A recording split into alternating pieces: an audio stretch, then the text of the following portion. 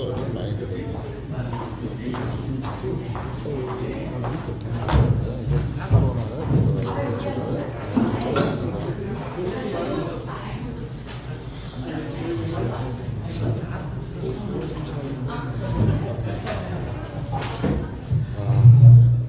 세 분이서 토론하는 것 같습니다. 전희경 의원, 김민재 의원 그리고 조영주 의원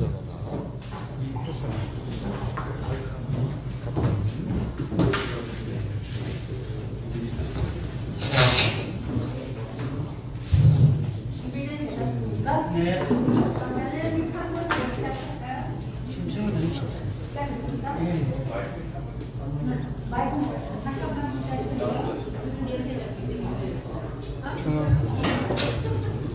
하나, 둘, 하나, 둘.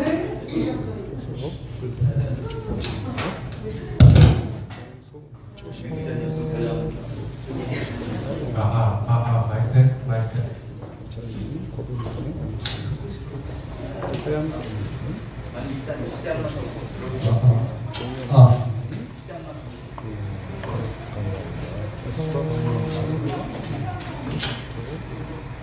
자, 지금 마이크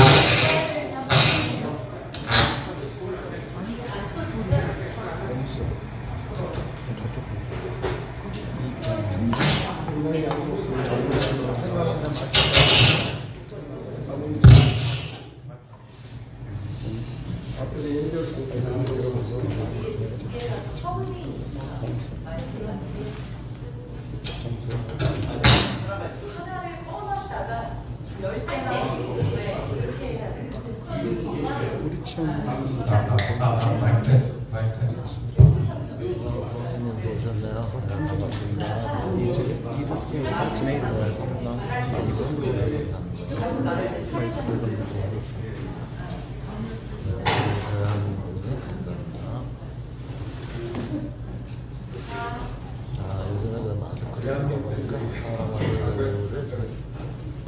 드러나지 않습니다. 자, 오늘 우측으로부터 반드시 행사의 하이라이트라고 할 수 있는 토론회 돌직구 토크쇼 시작하겠습니다. 대한민국이 왜 이래? 자, 요새 유행하는 말이죠. 자, 이렇게 해서 오늘 제가 행사의 진행을 맡게 된 맹세희라고 합니다. 김준태 의원님께서, 이사장님께서 왜 저를 사회자로 선택을 하셨냐 하면 출연하시는 모든 분들이 유명하신 분들이기 때문에 사회자까지 유명할 필요가 없다. 그래가지고 제가 맡게 됐으니까 여러분께서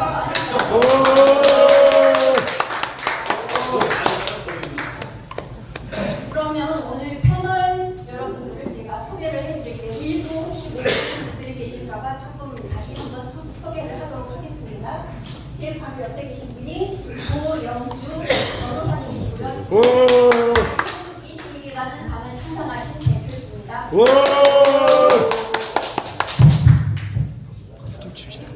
그리고 그 옆에 계신 분은 오늘의 호스트라고 할 수 있는 정치문화연구소의 이사장님이신 김준태 전 의원님이십니다.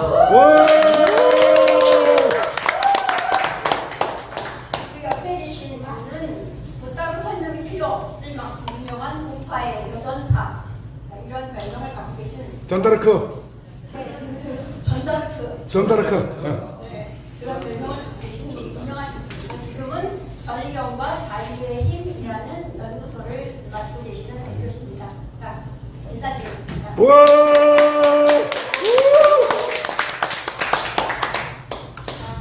너무나 유명하신 분들을 제가 이렇게 가까이서 모시고 진행을 하게 돼서 떨립니다. 목소리가 좀 떨리더라도 이해를 해주시길 바라고요. 제가 약간 신호가 짧은 관계로 이렇게 서서 진행을 하더라도 여러분들 카메라 잡는데 긴장이 없으셨으면 좋겠습니다. 괜찮나요? 앉아볼게요. 네. 네. 그러면은 일단 아까 창립 행사 시작할 때 설명을 좀 드리기는 했는데 구체적으로 어떤 동기에 의해서 어떤 배경에 의해서 정치문화연구소를 김진태 이사장님께서 설립하셨는지 좀 구체적으로 듣는 시간을 잠깐 가져보겠습니다. 네, 김진태입니다. 이 무슨 연구소 그러니까 이게 뭐냐 이제 이렇게 생각을 생각하시는 분들 많은데요.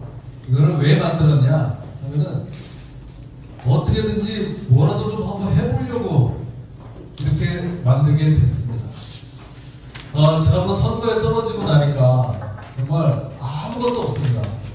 현역 의원은 뭐 여의도 의원회관에 사무실 주지, 무슨 직원들 있지, 뭐 있지, 다 이게 보장이 되는데, 이제 우리 같은 사람은 모든 거를 제 손으로 직접 다 하는 수밖에 없습니다.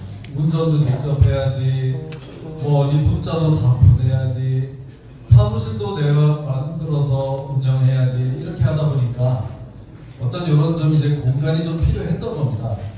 그래서 아마 우리 전희경 의원도 전희경과 우파 자유의 힘 이런 또 거기도 역시 연구소를 만들고 운영하고 있다고 하고요. 이러는 가운데 이거는 정말 혼자서 되는 게 아닙니다. 여기 회원으로 들어와 주시고 또 선물해 주신 분들 다시 한번 감사의 말씀을 드립니다. 오늘 또 이렇게 좌석도 앉다 보니까 우측에 이제 우리 고영주 변호사, 우영주 좌희경, 정말 든든합니다. 이 고영주 변호사님은 뭐 정말 제가 안지 한 20년 이상 형님 같은 분이고요. 또 우리 전희경 의원은 뭐 동생같이 제가 정말 아끼는 이런 사람입니다. 이렇게 정말 어려운 때 코로나 뭐 이런 거 다 정말 마다하고 불원천리 달려오셔서 너무 감사드립니다. 뭐 그 전희경과 자유의 힘 그건 어떻게 하고 있어요? 한번 이번 기회에 홍보도 좀 한번 해보시죠. 네, 오랜만에 인사드립니다. 전희경입니다. 먼저 이렇게 우리 김진태 의원님께서 역시 김진태다 이렇게 그런 말씀을 들으시는 게 합당할 정도로 짧은 시간 내에 이 정치문화연구소라는 든든한 또 하나의 터전을 마련하신 것을 진심으로 축하드립니다. 저도 연구소를 만들어서 이렇게 있습니다만 쉬운 일이 아니더라고요. 오늘 이렇게 번듯한 이런 창립 그 세러머니를 보면서 정말 든든하다 이렇게 다들 따로 있는 것 같지만 같이 있고 이렇게 가는 길이 우리에게 큰 힘이 될 거다 이렇게 생각을 하고요. 저도 또 자유의 힘이라는 슬로건은 2016년에 제가 국회에 등원하면서부터 썼던 슬로건인데 우리 당이 힘은 가져갔는데 자유는 안 가져가고 국민을 붙였더라고요. 그래서 아무튼 지금은 모두 다 어쨌든 분노보다는 희망을 얘기해야 될 때고 오늘 할 우리의 최선이 무엇인가를 고민해야 될 때이기 때문에 김진태 의원님의 맹활약을 잘 지켜보면서 저도 잘 뒤따라 가도록 하겠습니다. 다시 한번 축하드립니다. 네, 고맙고요. 혹시 이 정치문화연구소 회원으로 어떻게 들어가면 돼요? 이러시는 분들은 그 검색창에서 정치문화연구소나 김진태를 쳐서 찾아서 들어오시면 간단하게 또 가입할 수가 있습니다. 자, 이제 시간이 아까우니까 뭐 본론으로 들어가면 어떨까요?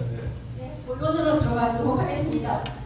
고영주 자유한국 21 대표님은 변호사이시기도 하고 그 전에는 검찰에서 검사로 또 공안 검사로 이름을 날리셨던 분이신 거 잘 알고 계시잖아요. 자, 지금 환정사상 초유의 사태가 우리나라에서 벌어지고 있습니다.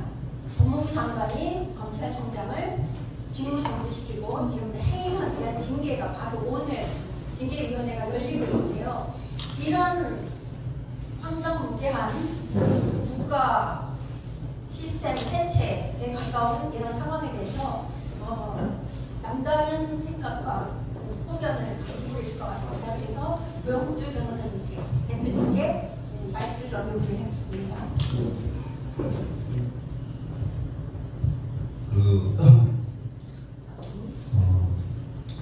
요새 윤석열과 추미애의 혈투를 보면서 이게 지금 왜 이런 짓을 벌이는지 요즘은 뭐 많이 다들 아시는 것 같지만 궁금해하시는 분이 있을 것 같아가지고 제 소견을 한번 말씀드리겠습니다.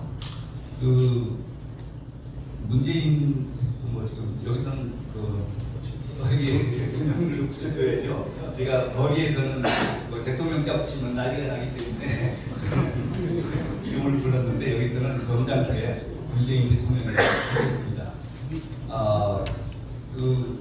잘 아시다시피 문재인 대통령이 너무 많은 비리를 저질렀기 때문에 이 사후 보장이 큰 문제입니다. 문재인 대통령으로서는. 그래서 그동안에 이제 세 개의 이 방벽을 쌓아놨는데 첫 번째가 윤석열을 이제 검찰총장으로 만들어서 자기한테 이제 사법 조치가 오는 것을 막으려고 했는데 윤석열이 잘 마음대로 되질 않았습니다. 그 대통령이 산 권력에 대해서도 칼을 내라고 그러니까 그 말이 진짜인 줄 알고 산 권력에 대해서 칼을 냈다가 완전히 지금 이제 원수처럼 됐는데 그러다가 이제 두 번째 방벽이 이제 조국과 추미애를 내세워가지고 윤석열이 수사권을 갖지 못하도록 하는 것이 두 번째 방벽이었죠.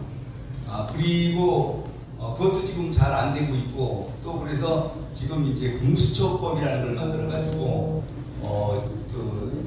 수사의 칼날이 자기한테 이제 오는 것을 지금 막아보려고 노력을 하고 있는 겁니다. 근데 대통령이 뭘 잘못했길래 그러냐? 뭐 다들 잘 알고 계시겠지만서도 우선 현재까지 드러난 것만 해도 드루킹에서 김경수를 조종해서 드루킹 사건에서 김경수를 조정해서 드루킹 김동원이한테 그런 선거 조작, 여론 조작을 하게 한 것이 문재인 대통령인 것이 판결문에 잘 나와 있습니다. 국민들 여러분들이 판결문을 다 읽어보지 못했기 때문에 그게 김경수에 대한 판결문이지 왜 문재인 대통령에 대한 판결문이냐 그러지만 거기 보면은 뭐 이따가 시간이 있으면은 제가 자세한 내용을 설명을 드리겠지만 그 드루킹 사건의 주범이 문재인 대통령인 것이 잘 나타나 있습니다. 그리고 뭐 울산시장 선거 부정 사건은 그건 뭐 누구나 다 아는 얘기 아닙니까? 자기 친구 송철호를 울산시장을 시키기 위해서 청와대가 총동원돼가지고 선거 부정을 저지른 거 아닙니까? 그리고 뭐 이번 탈원전에서도 마찬가지로 그저께 무슨 산자부 장관인가 자백이 나온 모양입니다. 이게 탈원전 이렇게 불법적으로 하게 된 것이 왜 그렇게 됐느냐? 청와대 지시에서 그런 것이다. 이렇게 얘기했잖아요. 지금 더 이상 조사도 안 하고 바로 기소할 수 있는 것이 이렇게 지금 엄청난 범죄가 3건이나 됩니다. 그러니까 지금 어떻게든지 지금 수사 손길이 미치지 못하게 하려고 윤석열 지금 쫓아내려고 하고 있고 또 공수처 만들어 가지고 사건 수사 못하게 하려고 그렇게 하고 있다고 저는 생각하고 있습니다. 됐습니까? 네, 감사합니다. 그러면 김진태 이사장님께 마이크 넘기겠습니다. 김진태 이사장님께서는 인사청문회 때 윤석열 총장 후보와 설정은 대선을 멈췄던 걸 제가 화면에서 잘 기억을 하고 있고요. 아주 날카로운 의정 활동을 하시기도 했었는데 그런 입장에서 이번 사태를 바라보시는 마음도 새로울 것 같습니다. 다를 것 같습니다. 또 이렇게 하다 보니까 우리 고영주 선배님이나 저나 또 이 검찰 출신이어서 이제는 그런 얘기 하기도 조금 쑥스럽고 좀 뭐 별로 자랑스럽지도 않고 그래요. 이제 어차피 여러분들이 그렇게 보시니까 이제 그런 말씀을 드리는데 오늘 지금 이 순간에 이제 그 징계위가 열리고 있다는 거죠. 어떻게 될지는 모르지만 뭐 어떻게 되겠습니까? 무조건 해임 아니겠습니까? 그거 목 자르려고 지금 난리를 치고 있는데 답은 정해진 거죠. 지금 이런 상황에서 이 윤석열 존칭 생략하고 윤석열에 대해서 돌직구 멘트를 하기가 참 날짜가 안 좋은데요. 사실 윤석열 청문회 할 때 여러 문제가 있다는 것을 제가 강력하게 주장을 했는데 그때는 아무 문제 없다고 그렇게 쉴드를 치고 넘어갔던 인간들이 바로 민주당 사람들이었어요. 이제 1년이 지나자마자 모든 문제가 다 있다고 떠드는 사람들이 또 민주당이에요. 저는 그냥 좀 혼자는 좀 가만히 있겠습니다. 그러면 왜 이렇게 무리를 하느냐? 자기들이 살려고 하는 겁니다. 추미애가 아니고 문재인이 살려고 하는 겁니다. 칼끝이 조여오기 때문에. 제가 봐서 윤은 대단한 거기에 대해서 진념과 소신을 가지고 하려고 하는 것도 아니에요. 근데 너무 드러나는 게 많기 때문에 안 하려고 해도 어느 정도는 할 수밖에 없어요. 그런데 그것만 가지고도 지금 큰일이 난 거예요. 문재인 입장에서는. 제가 만약에 검찰총장이었으면 이건 정말 난리 났습니다. 다 잡아들일 수 있어요. 응? 박수를 쳐주는 관중이 없으니까. 아니, 다 잡아들일 수 있어. 다 직권남용이고, 이거는요, 줄줄이 굴비역도 할 수가 있어요. 그러니까 살기 위해서 저 난리를 치는 겁니다. 자, 지금, 그래서 이제 제가 원래 윤 별로 좋아하지 않는 사람이지만, 이제는 그런 것 따질 지금 계제가 아니에요. 이거는 정말 해도 너무 지금 나가니까 이 정권이 여기까지 갔는데, 자, 그렇다고 해가지고 제가 요 말까지는 또 드리겠습니다. 이렇게 지금 한 자리에 모이기도 힘든 때니까. 그렇다고 해서 윤을 우리의 호포로, 우리를 구해줄 구세주로 앞에다 세워야 되겠느냐? 요거는 조금 한번 다시 생각해 봐야 된다. 맞습니다. 네. 제가 긴 말 안 드리겠어요. 3년 전에 누구한테 달려왔습니까? 반기문. 달려왔다. 뭐 이게 아닌가 왜? 작년에 누구한테 달려왔습니까? 황. 와. 그 피해는 제가 제일 크게 봤죠. 네? 또 이것도 아닌가 왜? 이번엔 또 야, 이제는 우리 윤이다. 이번엔 또 아니면 어떻게 할 겁니까? 정치는 왜 이 전문성 인정 안 해줘요? 아무나 그냥 하는 거예요. 맞아요. 그거 아니잖아요. 또 제가 이렇게 목청 높이면 야, 요새 윤이 많이 뜨고 김진태 뭐 찌그러져 있으니까 그런다? 저 윤 먹어도 좋습니다. 뻔히 보여요. 1년 뒤에 어떻게 될지. 정신 좀 차립시다. 자, 한 가지만 더 얘기하면요. 지금 공수처가 지금 어제 법이 통과를 해서 이렇게 됐는데, 이거 큰일 났어요, 지금. 네? 북한의 국가안전보위부가 지금 우리 하나 딱 생긴 겁니다. 이거 가지고 지금 마음의 구미에 맞는 다 잡아들이게 됐어요. 이 정도 되면 지금 그 국민의힘당 의원들은 다 거적 깔고 농성을 하든지 뭐 단식을 하든지 해야 되는 거 아니에요? 맞습니다. 그냥 뭐 우리가 힘이 없으니까 뭐 숫자가 부족하니까 하고서 이렇게 되면, 이래서 우리 밖에 있는 우리들이라도 어떻게 좀 해보겠다고 뭐 단체도 만들고 이렇게 전희경 의원, 우리 고영준 변호사님 모셔서 이렇게 하고 있는 겁니다. 아, 네, 정말 이 얘기만 나오면 흥분해가지고 일단 여기까지 나가겠습니다. 네, 박수 좀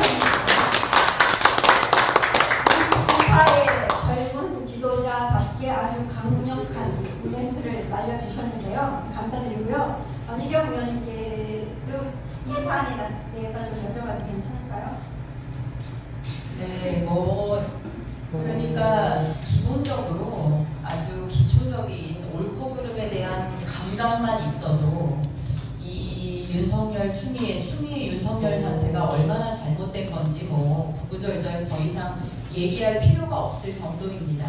문제는 이게 이제 이 사람들의 이 과정들을 우리가 보면서 이 정권이 무너지는 게 문제가 아니라 나라가 무너지고 있다라는 그 심정을 느끼게 된다는 겁니다. 저 사람들은 저렇게 한 시대를 그냥 요란하게 저러다가 사라지면 그만이지만 그 뒤에 망가진 대한민국의 이 법치라든지 이 또 사법부, 또 이 준사법기관인 또 검찰, 또 정부, 이게 이 삼권 분립이나 이런 거 지금 다 바닥으로 댕댕이 쳐졌거든요. 그런 와중에 우리가 이 뭐 앞에서 이 사안의 본질이라든지 위험성에 대해서 다 말씀을 해주셨으니까 저는 한 가지만 덧붙이자면 이 추미애 윤석열의 싸움이 아니라 기본적으로 문재인 윤석열의 싸움이고, 이 문제는 추미애는 행동대장이고, 그리고 또 아무리 그 싸움이 대통령과 검찰총장의 싸움이라 그래도 그게 중요한 게 아니고, 싸움판을 이쪽에다가 벌려놓고 지금 더 중차대한 일들을 전부 여기 뒤에 숨기고 있다. 5.18에 대해서 정부 발표하고 다른 말하면 처벌한다 그러는 법들, 또 대한민국 경제 무너지는 그 기업 관련, 경제 관련 3법들 통과시키고, 공수처 같은 거는 우리 작년에도 우리가 그토록 치열하게 우리 투쟁해보고 막 의원들 다 기소도 되고 했지만, 이 공수처는 분명히 이게 양날검이에요. 자기가 만든 칼에, 자기가 아주 날카롭게 벼러놓은 칼에 자기가 찔리는 사태를 맞이할 겁니다. 그런데 이 우리가 지키던 그 가치관, 신념 이런 것들이 떠내려가는 이 시국을 우리가 정말 제대로 봐야 우리끼리도 뭔가 협조하고 뭉치고 돕고 애틋해하고 같이 분노하고 같이 힘내고 할 수 있다. 이런 말씀을 꼭 좀 드리고 싶습니다. 그러고 보니까 아까 그 윤석열 얘기하다 흥분해가지고 뭐 하나를 되게 얘기하려는 거를 깜빡했는데, 고속도로 얘기. 이 검찰개혁 하잖아요. 이거는요, 여러분, 정권이 바뀌기만 하면 항상 나왔던 얘기. DJ 정권 때도 했고, 노무현 정권 때도 했고, 빠진 적이 없어요. 검찰개혁은 뭐냐? 그동안 너네들 큰소리 치고 폰 잡았으니까 수사권 경찰에 좀 나눠줘. 또 그동안 그 무슨 정치권에 너무 휘둘리고 막 이랬으니까 좀 공정하게 뭐 좀 해봐. 권한을 좀 떼야 돼. 이게 아마 핵심이었을 겁니다. 그런데 역대 그게 성공한 적이 없어요. 왜냐? 정권이 바뀌기만 하면 검찰은 발빠르게 그 바뀐 정권에 사실 충성을 해요. 그리고 우리가 이렇게 열심히 하는데 우리 같은 조직이 어디 있습니까? 뭘 그렇게 힘을 빼려고 합니까? 우리가 열심히 수사면 수사, 뭐는 뭐 열심히 해드리는데, 이러면 DJ도 그렇고 뭐 노무현도 그렇고 그래도 검찰만한 데가 없네. 이래서 슬금물이 넘어갔던 거예요. 제가 정말 솔직히 이번에 얘기하는 겁니다. 그런데 이번에 어떻게 됐냐? 그래서 윤석열이 또, 여러분 그새 다 잊어버렸습니까? 적폐 수사해가지고 얼마나 드라이브를 걸었어요. 자, 그러면 이제 우리도 좀 예쁘게 봐주겠지. 그런데 이번에는 달랐다, 이런 얘기입니다. 이게 왜 다르느냐? 지금은 옛날 정권하고 달라요. 이 사람들은 옛날에 검사 앞에서 다 조사받던 사람들이에요. 그 국가보안법 이런 거로 조사받다가, 그래서 우리 고영주 선배님께 그 불임 사건, 그 대목 좀 여쭤보고 싶어서 그러는데, 저도 옛날에 조사했어요. 운동권 애들 조사하면, 야, 이놈들이 고개 뻔뻔히 쳐들고, 어디 세상 바뀌면 검사님 한번 봅시다, 이렇게 나오는 거예요. 지금 이제 그 세상이 바뀌었다고 판단하는 거거든. 절대 용서 없습니다. 이 운동권들은 검찰이 아무리 거기 잘해줘도 그래 열심히 했어, 돌아서서 가는 겁니다. 그걸 모르고 장단을 맞춰줬던 게 윤석열이 아닌가, 저는 이렇게 생각하는데, 어떻게 생각하십니까? 예, 100번 맞습니다. 지금 그 국민들이 아까 제목도 대한민국이 뭐라고 했어요? 왜 이래? 대한민국이 왜 이래? 지금 그 아까 상권분립 얘기도 나왔는데, 이게 무슨 상권분립이냐? 지금 그 사법부는 또 왜 이래? 지금 각 분야별로 경제 정책들은 왜 이래? 다 얘기하는데 그게 전부 따로따로가 아닙니다. 전부 한 가지입니다. 제가 이미 8년 전에 문재인은 공산주의자이고 이 사람이 대통령이 되면 대한민국이 적화되는 건 시간 문제다, 이미 말씀드렸습니다.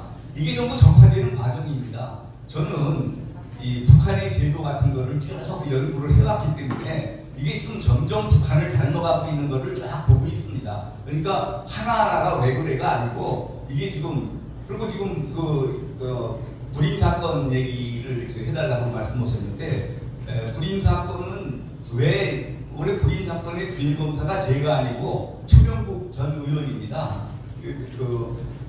부산지검 공안부가 처음 생겨나서 그분이 수석이고 내가 셋 중에서 말석이었는데 그분이 이제 수석이어서 불임 사건은 큰 사건이라고 해서 그분이 이제 주임 검사인데 22명이나 구속된 사건이기 때문에 우리 나머지 공안검사들도 다 협조해서 수사를 도와주는 사람들입니다. 그럼 제가 불임 사건 얘기를 제가 꺼내질 않았으면은 제가 불임 사건의 수사검사인 걸 아무도 모릅니다. 그런데 왜 불임 사건이 마치 제가 주임검사인 것처럼 소문이 났느냐? 노무현 대통령이 되고 나가지고 자기가 불임 사건을 무료 변론하면서 인권을 알고 사회를 알고 정치를 알고 그렇게 해서 자기가 대통령이 돼야 할 사건이다. 이렇게 해서 불임 사건이 굉장히 이제 각광을 받게 됐어요. 친노 그룹에서는 불임 사건이 아주 신성시되는 사건입니다. 그런데 그 양반은 그것이 무슨 큰 인권운동을 한 것처럼 얘기를 하고 민주화운동을 한 것처럼 얘기하는데 제가 알고 있기로는 수사검사로서 제가 알고 있기로는 불임 사건은 명백하게 공산주의 운동이고 그러니까 공산주의자를 도와주는 변론을 한 것인데 그거를 인권운동을 하고 무슨 민주화운동을 한 것처럼 얘기를 하니까 아니다. 그 민주화운동 아니다. 요새는 인민민주주의도 전부 민주화라고 그러기 때문에 전부 혼동이 되고 있는데 그때까지만 해도 노무현 대통령이 민주화운동이라고 할 때까지만 해도 국민 대부분이 민주화운동이라고 하면은 자유민주주의의 민주화운동으로 이해를 하고 있었어요. 그래서 그건 민주화운동 아니다. 그 공산주의 운동이었다. 그러니까 이제 친노그룹에서 저를 공격하고 제가 거기에 대해서 해명을 하고 맞대응을 하고 하다 보니까 완전히 제가 이제 불임 사건의 이제 주임검사처럼 됐는데 불임 사건은 지금 아직도 기록이 남아 있으니까 보면은 그동안에 독서 클럽인데 했다 웃기는 얘기고요. 계속 모여서 공산주의 찬양고 공산주의 전략 전술을 배우고 이런 사건이에요. 그래서 이제 붙잡혔는데 그중에서 이제 저쪽에 공산주의 운동이라는 것을 명백히 알려주는 상징적인 계기가 있었는데 제가 그 당시만 해도 이 공안 검사를 이제 처음 해보기 때문에 불임 사건이라는 큰 사건이 터져서 도대체 학생들이 왜 이런 공부를 했나 알아보려고 불임 사건의 1피의자는 그 사건의 이제 제일 핵심이 되는 피의자입니다. 이 사람을 불러가지고 도대체 왜 이런 공부를 하느냐고 물어보니까 이 친구가 하는 소리가 아니 검사님은 역사의 발전 법칙도 모르십니까? 이러는 거예요. 그게 무슨 소리냐 그랬더니 역사란 것은 생산력과 생산관계의 모순관계에서 발전돼 나가는 것인데 그래서 원시 공산사회에서부터 시작해서 고대 노예제 사회, 중세 봉건제 사회, 근세 자본제 사회를 거쳐서 곧 공산주의 사회로 가는 거다. 그런데 역사가 바뀌면 주역도 바뀌는 것이고 지금은 검사님이 우리를 조사하지만 곧 도래하는 공산주의 사회에서는 우리가 검사님을 심판하게 될 겁니다.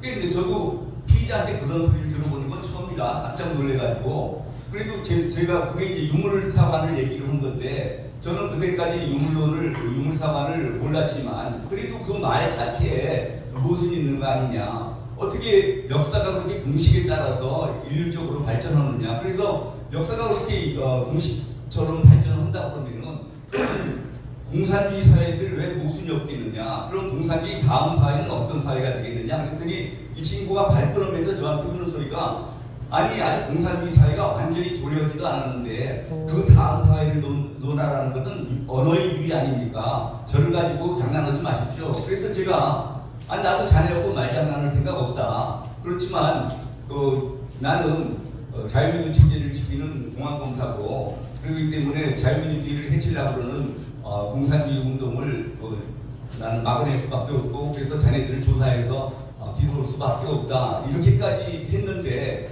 그게 공산주의 운동이 아니라고 그러니 제가 참고 있을 수가 있습니까? 그래서 제가 불임 사건이 민주화운동이 아니고 공산주의운동이라는 걸 얘기하게 되고 그래서 제가 이게 불임 사건 주인공사처럼 그렇게 된 겁니다.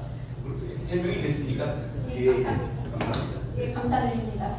그렇게 그런 이유로 우리나라의 공산주의, 사회주의의 내력을 너무나 잘 알고 계시기 때문에 2013년에 문재인은 공산주의자다라는 발언을 하셔가지고 지금까지도 아주 고초를 치르고 계시죠. 맞습니다. 네. 참 이런 분들이 나라를 지키기 위해서 이렇게 애쓰고 계시니까 이 나라가 존재하는 것 같습니다. 그러면 지금 이제 세 번째 주제로 넘어가겠는데요. 세 번째 주제는 이제 정당, 야당, 우리 국민의 힘. 요새 국민들은 국민의 짐, 국민의 흠 이렇게 부르는 당에 대해서 이야기를 하고요. 또 고영주 변호사님께서는 지금 창당을 또 자유한국 21이라는 당을 창당을 하셨기 때문에 대한정당으로서의 그 가능성을 보시고 지금 아주 고뇌를 많이 하시는 걸 제가 옆에서 지켜봤습니다. 그래서 국민의힘 당이 최근에 뭐 중도의 외연 확장 그리고 그 다음에 여러 가지 이제 보수의 가치를 저버리는 그런 그 민영화의 그런 노선을 지금 걷고 있는데요. 그래서 많은 국민의 가슴을 대못을 박으면서 아프게 하고 있는 것 같습니다. 그래서 또 최근에 또 하나의 사건이 터졌죠. 이명박 박근혜 대통령 일에 대해서 사과를 하겠다 이런 이야기가 또 있었고요. 그 다음에 바로 여기 계시는 김진태 의원님, 그 다음에 전희경 의원님, 그 다음에 민경호 의원님, 또 정미경 의원님 이런 보수의 소중한 자산들 이런 분들을 내보내겠다고 하는 황당한 그런 감사 결과를 내놓아서 우리를 또다시 분노하게 하고 있습니다. 여기에 대해서 오늘 이야기를 마지막 주제로 다뤄보도록 하겠습니다. 먼저 전희경 의원님.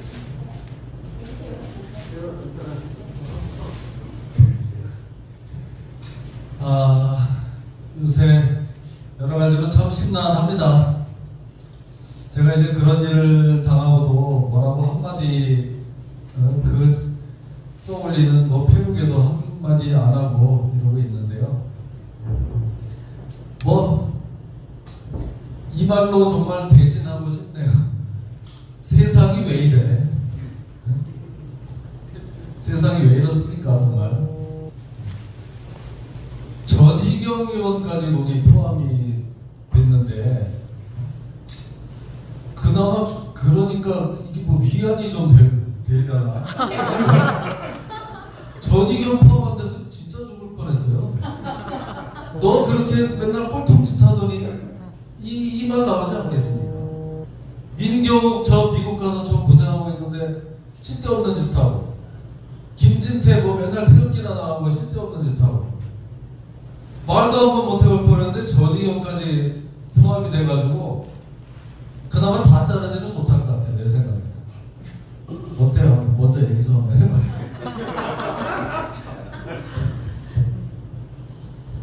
네, 저는 사실 선거를 4월 15일 총선을 치르면서 그런 생각을 했어요. 우리 당이 뭉쳐야 산다라는 이름으로 막 통합을 할 때 어떤 그 불안한 전조를 느꼈습니다. 왜냐하면 우리가 선거라는 게 이제 승리가 제일 중요하죠. 그런데 선거를 이제 승리한 다음에 반드시 또 얘기가 돼야 되는데 이 정당이 왜 존재하느냐, 이게 같은 세상을 바라보는 관점이 같고 그 세상을 구현해내기 위한 입법 그리고 국가 재정 예산 이런 것들을 같이 핸들링하고자 모여있는 사람들, 이 사람들이 이제 정당입니다. 그리고 그 자기네들이 바꾸려면 자기네들의 권력을 획득해야 되니까 같은 방향을 향해서 가기 위해서 권력을 획득하는 겁니다.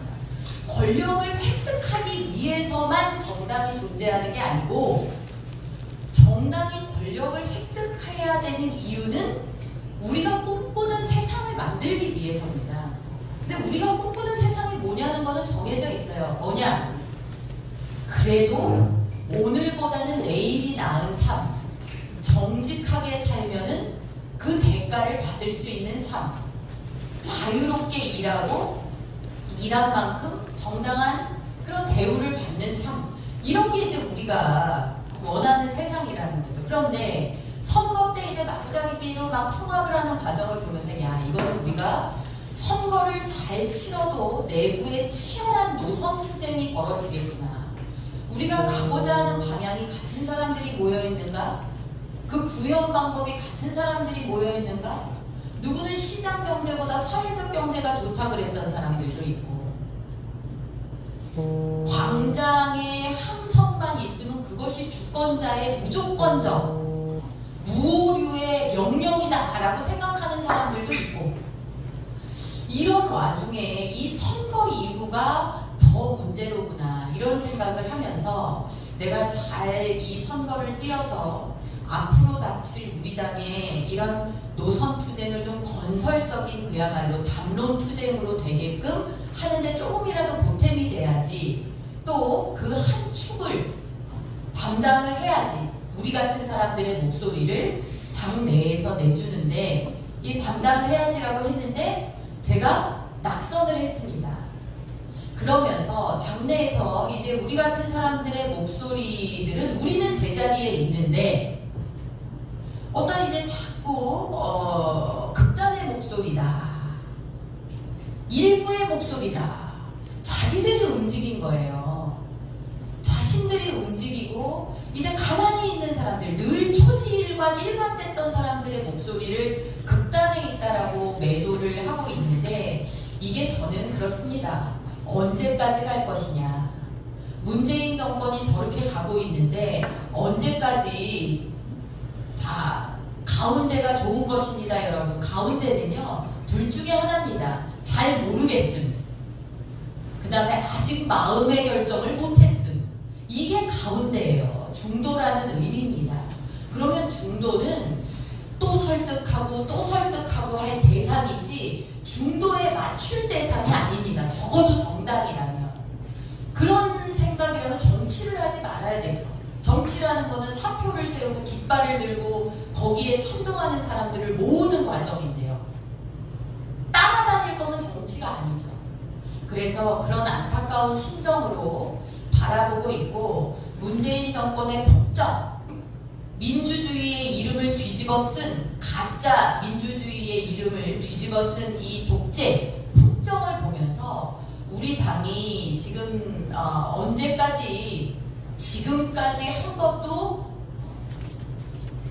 족하다. 이제 좀 제발 온전하게 갔으면 좋겠다. 지금 보면 우리 1년 전에 했던 거랑 똑같이 하고 있잖아요.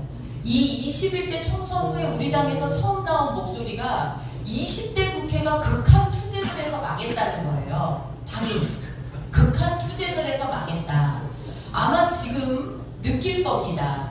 왜 그 시대를 거쳐갔던, 그래도 입법부의 일원으로서, 국회의원으로서 그 자리에 있었던 사람들이 그렇게 했는지를, 왜 그럴 수밖에 없었는지를 아마 지금 절절하게 느끼고 있을 거다, 이렇게 생각을 하면서, 또 그 와중에도 옥석이 있는 거니까 여러분들께서 저희 뭐 김진태 의원님이나 저도 응원해 주시지만, 지금 현재 당내에서 잘하고 계신 분들, 잘하는 사람들을 발굴하는 작업에도 우리가 좀 관심을 가졌으면 좋겠다. 그래야 또 힘을 내니까, 그런 생각도 드네요.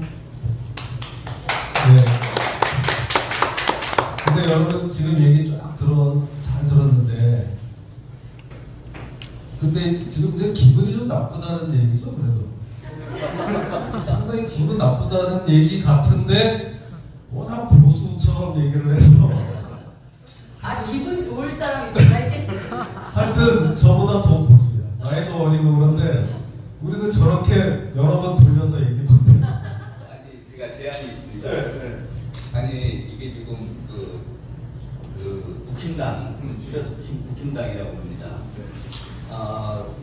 국힘당에 관한 얘기이기 때문에 마지막에 결론적으로 우리 김진태 의원님이 말씀하셔야 될 것 같고, 옆에서 이렇게 뭐 양념을 넣는 거는 제가 먼저 할 테니까 나중에 결론적으로 말씀을 좀 해주시죠. 지금 아직도 전희기 의원님은 우리 당하고 국힘당을 우리 당이라고 지금 하고 계신데 저도 4.15 총선 전까지는 그 미래통합당, 그때까지는 미래통합당이었죠. 미래통합당으로 힘을 모아야 된다. 우파 분열하면 안 된다. 그래서 열심히 저도 이제 그 운동을 했던 사람입니다. 근데 4.15 총선이 끝나고 나니까 저희들은 저희가 국힘당한테 지금 커피 한 잔을 묻어먹어 봤습니까? 무슨 고맙다는 말 한마디를 들어봤습니까? 전부 저희 돈들을 가지고 저희가 열심히 선거운동을 했는데 엉뚱하게 그리고 이번 선거 패배 원인을 보면은 그 선거 그 전날 각 가정에 100만 원씩 뿌렸지 않습니까? 그리고 또 공천에서 얼마나 많은 추세를 보였습니까? 그러면은 첫 번째는 100만 원씩 뿌린 이 금풍선거, 관권선거 이거를 공격을 하고 또 공천을 제대로 하지 못한 거에 대해서 스스로 좀 반성을 하고 이래야 되는데 엉뚱하게 화살을 저희들한테 돌려가지고 그 국힘당은 잘했는데 태극기 세력과 우파 유튜버 때문에 있었다. 세상에 이런 배은망덕한 소리가 어디가 있습니까? 그래서 저희 애국진영에서 이런 배은망덕한 국힘당을 이걸 그대로 둬야 되느냐 아니면 국힘당을 좀 바르게 좀 인도를 해갈 수 있는 것이냐 여기에 대해서 심각한 토론이 벌어졌습니다. 아주 우리가 국힘당에 한 10만 명 정도가 단체에 입당을 해서 국힘당의 좀 노선을 좀 바꿔보느냐 그러는데 결국 논의 결과 그거는 불가능하다.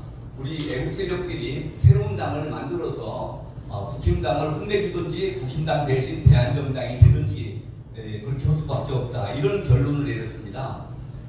그런데 국힘당을 바꿀 수 없다라는 것은 이렇게 지금 김진태 의원이나 전희경 의원님 같이 이렇게 훌륭한 분들이 있어도 국힘당 노선이 하나도 안 바뀌었지 않습니까? 지금은 국회의원이 아니어서 그렇다고 했지만 20대 국회에서 국회의원 하실 때도 국힘당 노선이 바뀌었습니까? 맨날 비주류로 도르셨죠. 그래서 이게 지금 새로운 당을 만들 수밖에 없다 해가지고 이제 여러 군데서 이제 창당 작업을 하고 저도 이제 대한정당을 만들어 보려고 창당 작업을 해서 저희가 어저께 자유한국 21이라는 당명으로 선관위에 창당 신고를 했습니다. 창당 등록증이 아마 일주일 내에는 나올 걸로 알고 있습니다. 그래서 내가 김진태 의원님이나 전희경 의원님한테 부탁드리고 싶은 거는 거기서 쫓겨날 때까지 거기서 추한꼴을 보이지 마시고 나오시라 이겁니다. 나오시라. 제가 저는 정치를 전혀 모르는 사람인데 자유한국 21 정당을 만들면서 제가 보니까 이게 저희가 이길 가능성이 충분히 있더라고요. 어떻게 이기느냐? 한쪽은 더불어민주당 국좌당이죠.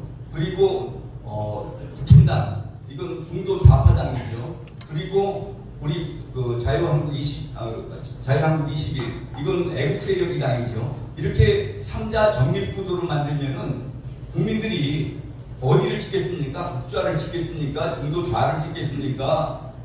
애국세력을 찍겠습니까? 저는 애국세력이 충분히 이길 수 있다고 생각을 하고 애국진영이 한 군데로 모여야 된다고 생각합니다. 그래서 아까도 말씀드렸지만 지금 김종인 대표가 진짜 자유한국 21을 위해서 우리나라 이를테면은 애국진영을 위해서 큰 일을 했다고 생각합니다. 우리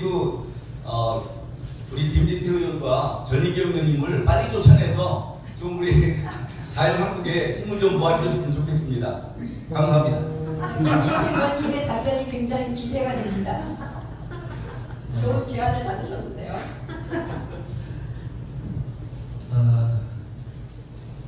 이렇게까지 아주 노골적으로 나오실 줄은 몰랐어요. 지금 참 대한민국 여러 가지 지금 뜨거운 이슈들이 막 쌓여 있는데요. 저는 사실 이런 꼴을 안 보려고 작년 당대표 선거에 나왔던 겁니다. 그런데 이 당의 당권을 잡지 못하니까 매번 이런 시련을 겪는 거예요. 돌이켜보세요. 비대 비대위 체제만 가면 항상 김진태를 저를 어떻게 좀 하나. 인명진 때도 그랬고 김병준 때도 그랬고 이번에 또 세 번째입니다. 죄목은 태극기 들고 나간 죄. 자, 이런 상황인데요. 뭐 제가 작년 전당대회에서 그렇게 된 이 업보라고 생각을 하고 이렇게 뭐 제가 뭐라고 합니까? 그냥 가만히만 있는데 가만히만 있는 사람도 왜 그걸 그렇게 가만히 두지를 못하고 지금 여기까지 이게 오게 된 거예요. 자, 우리 이 제1야당에서 그러면은 이 아스팔트 우파 세력들을 태극기로 우리 대표되는 다 드러내고 이 당이 갈 수 있겠느냐, 이런 근본적인 문제에 부딪히게 됩니다. 그래서 저는 이게 저 혼자만의, 제가 춘천에서 당협위원장을 하느냐 마느냐 문제가 아니고 어떻게 보면 이제 제대로 된 이 노선 투쟁이 불이 붙은 거예요. 우리 당에서 이 문제를 해결하지 않고는 한 발짝도 앞으로 나갈 수가 없는데, 저는 김종인 위원장이 여기에 대해서 이미 어떤 답을 가지고 방향을 가지고 했다고는 생각하지 않습니다. 지금 그분이 가지고 있는 시간, 이 역량을 가지고는 이거를 다 해결하기에는 충분치가 않다고 저는 생각합니다. 그래서 이 지금 몇 년째 계속되는 이 과제를 가지고 우리가 지금 고민할 수밖에 없는 이런 상황입니다. 우리 동생은 어떻게 생각해요?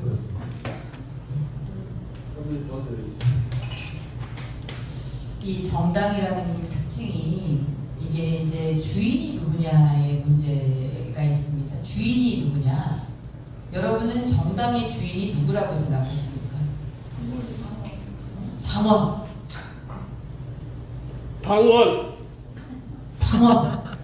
제가 참 답답한 게 그겁니다. 정당의 주인은 당원이다. 그러니까 임기제 당대표도 아니고 비대위원장도 아니고, 그런데 그 당의 주축인 활동은 누가 하나요? 여당은 사실 대통령하고 정부가 하죠. 그게 이제 그 당이 움직이는 것 같아 보이는 거예요. 야당은 누가 하죠? 활동. 빼친한 사람들이 하는 거예요. 그게 그 당이다 이렇게 보여지는 겁니다. 그러니까 지금 우리가 야 주인입니다 라고 하셨지만 당대표가 주인이다라고 생각을 하는 거예요. 그러니까 저는 우리가 도대체 이 당, 보수당이기를 지금 뭐 스스로 포기하고 있는 당이다라는 평가에 대해서는 저는 동의를 합니다만, 그러나 이 당을 지키고 사랑해온 면면이 이어져 오는 이 당원들의 이 생각이 어디에 있느냐는 저는 다르다라고 봅니다. 제가 안타까운 것은 우리 당은 중요할 때는 당원의 의사는 중요하지 않대요. 선거를 누구를 내보낼지 이런 거 할 때는 당원의 의사는 치우쳐져 있기 때문에 일반 국민 여론조사를 돌려야 된대요. 여러분 이게 이해가 되세요? 그러면서 당원협의회, 당협위원장, 우리 같은 이제 원외에 있게 된 당협위원장을 포함해서 국회의원들이 당협위원장을 맡고 있는 모든 지역의 당협들에게는 또 당원 모집과 당원 교육을 시키라 그래요. 그럼 뭐예요? 치우쳐진 국민들을 모으고 더 치우치라고 교육시키라는 거예요? 얼마나 이게 비상식적이냐는 거예요. 논리적으로 말이 안 돼서. 그래서 우리 고영주 변호사님이 갖고 계시는 울분도 알겠고, 또 우리가 지금 이 시기를 관통함에 있어서 저는 그래요. 모욕을 줄 만한 사람들이 주는 모욕이어야 그게 모욕이지, 모욕을 줄 권한이 없고 모욕을 줄만 하지 않은데 이러쿵저러쿵 하는 것에 대해서는 저는 그게 그렇게 뭐 중요한 일이냐. 어차피 누구를 보고 정치를 하느냐의 문제이기 때문에 국민들께서 다 알고 계신다. 이렇게 생각을 합니다. 저는. 그래서 지금 참 위기의 순간이고 아픈 질타도 받아야 되고 또 저희 같은 비교적 또 이 외곽에서 보시기에 너희들이라도 하시는 시각이 있는 줄을 잘 알고 있고 그 마음을 잘 이해하지만 그럼에도 불구하고 우리가 지금 해내야 되는 일들이 있고 지켜내야 하는 것들이 있다. 이런 말씀을 드리고 싶습니다. 아까 우리 고영주 변호사님이 제안한 거에 대해서 제가 확실한 답을 안 했는데 조금 이따가 하는 거예요. 좀 아껴놨다가 하기로 하고 또 다른 거 한마디 좀 말씀드리고 또 마이크를 넘기도록 하겠습니다. 여러분, 중도를 가져와야 된다. 뭐 맞죠. 이제 선거에서 이기려면 52%가 되려면 중도를 가져와야 된다는 것은 부인하지 않습니다. 그러면 그래서 이제 우리 국민의힘당이 자꾸 좌클릭을 하는데 이거 한번 생각해 보시죠. 중도표를 가져오려면 우리가 중도가 꼭 돼야 될까요? 아닙니다. 저는 그건 아니라고 생각해요. 중도가 뭐냐 보면요, 사실은 정치에 관심이 없는 분들이나 어느 당도 지지하는 당이 어느 무당층이 사실은 대부분입니다. 그럼 우리가 중도가 돼야 된다는 얘기는 우리도 정치에 관심이 없거나 우리도 지지하는 정당이 없이 같이 비슷하게 가면 우리를 좋아할 거야? 그거는 좀 아니잖아요. 좀 멋있어야 되지 않을까요? 맞습니다. 네. 혹시 이런 데 안 쓰면 뭐 한마디라도 좀 멋있고 확실하게 갈 때 그 소위 중도가 뭐 저렇게 씩씩하게 계속 가는 거야? 하면서 눈길도 한번 주고 그 말이 정말 맞는 걸까? 이래야지. 그냥 우리는 이것도 아니고 저것도 아닙니다. 항상 가운데 있습니다. 그러면은 별로 그 사람이 멋있어 보일 것 같지가 않아요. 거기다가 심심할 만하면은 무릎 꿇고 빌어요. 죄송합니다. 우리가 그동안 잘못했습니다. 와, 나는 정말 거린이 와서 동냥을 해도 난 그러면 돈 주고 싶지 않을 것 같아.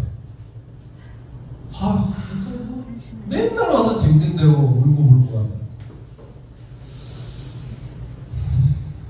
그래서 좀 지금 우리 대한민국의 현실에서 저는 진정한 중도는 없다고 생각합니다. 김정은이 이쁘면 이쁘고 미우면 미운 거지. 김정은이 평화를 외칠 때는 그러면 예쁘다. 그런 게 어딨어요. 그 본질을 파악하지 못하는 겁니다. 불소.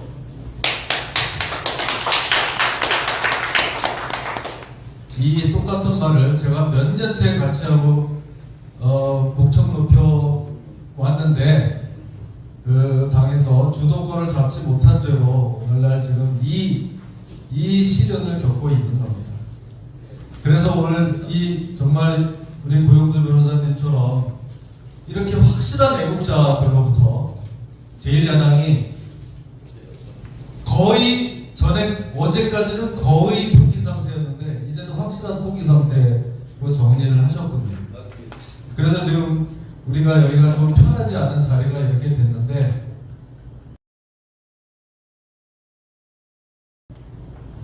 그러면은 여기까지 오늘 토론 조금 더 말씀하시게요. 네, 시간을 더 드리겠습니다. 예. 아니, 박근혜 대통령이 뭘 잘못했다고 자꾸 사과를 한다고 그럽니까? 그중 그 영장 지른다는 말씀 아세요? 좀 애국 국민들한테 영장을 지르는 겁니다. 아니, 지가 잘못했지 왜 그 박근혜 대통령을 물어늘어져요? 그리고 박근혜 대통령이 사과할 일 있으면 박근혜 대통령이 사과를 하는 거지. 지가 뭔데 남이 사과를 그러니까 진짜로 그 말도 안 된다고 생각을 하고 아까 그러면 어떤 사람이 그럼 자유한국당에 많이 국힘당에 많이 가입을 해가지고 국힘당을 바로잡으면 되지 않느냐 그런 말을 하시는 분이 계시던데 저희가 왜 안 된다고 생각을 했냐면은 지난번에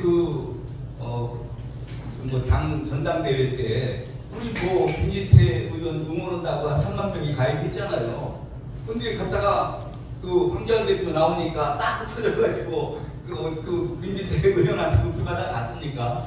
그래서 10만 명 마음을 내 똑같이 움직일 수가 없기 때문에 10만 명 아니라 100만 명이 들어가도 저거는 국힘당은 바로잡을 수가 없다. 저희는 그렇게 생각하는 겁니다. 그리고 지금 더불어민주당 하는 거 그대로 뒤따라가고 있는데 사람들이 아까 김 의원님도 말씀하셨지만 이왕이면 원조를 찍지 왜 짝퉁을 왜 찍겠습니까? 그러니까 국힘당 왜 우파 분열을 하느냐 그러는데 국힘당은 우파 정당이 아닙니다. 지금 저희가 볼 때는 좌파 정당이 더불어민주당과 국힘당으로 나눠져 있고 우리 애국진영이 모이면은 우파 정당은 우리뿐인 겁니다. 어떻게 생각하십니까? 국힘당 의원들 소속한테 물어보면은 곤란하니까 여러분 어떻게 생각하십니까? 맞습니다. 예, 맞다지 않습니까? 예, 다른 얘기도 할 게 있습니까? 네, 그러면 제가 감사합니다. 한마디 하실 말씀 더 있으세요? 아니, 지금 너무 어려운 질문을 주셨기 때문에 생각할 시간을 버는 의미에서 이 마이크를 전희경 의원께 드립니다.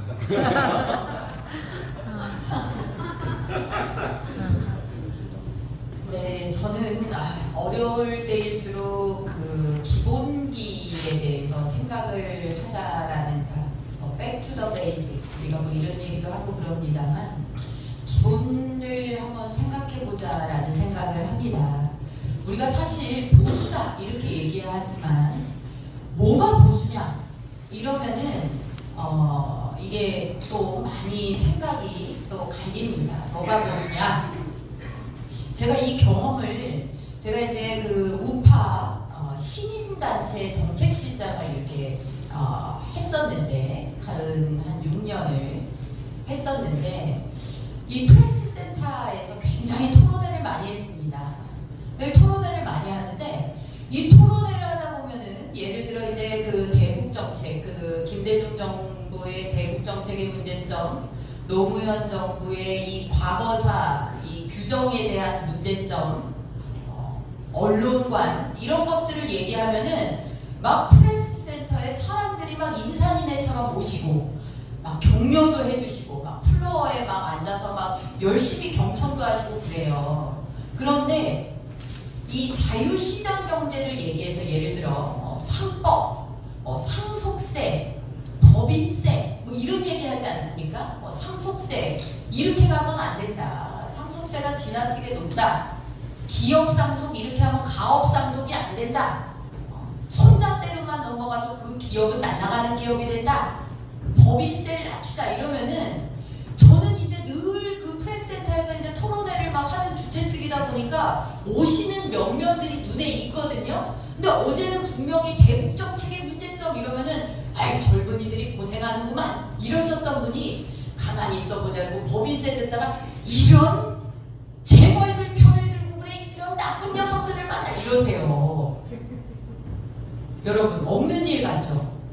이게 참 그렇습니다. 우리가 이 보수, 자유, 우파의 이 열차에 올라타시오 그러면은 아마 대한민국 사람들 그러니까 이렇게 얘기해 볼게요. 자유의 열차에 올라탑시다 이러면 아마 대한민국 사람들 몇 명 빼고 다 탈 거예요. 왜? 자유 얼마나 좋냐?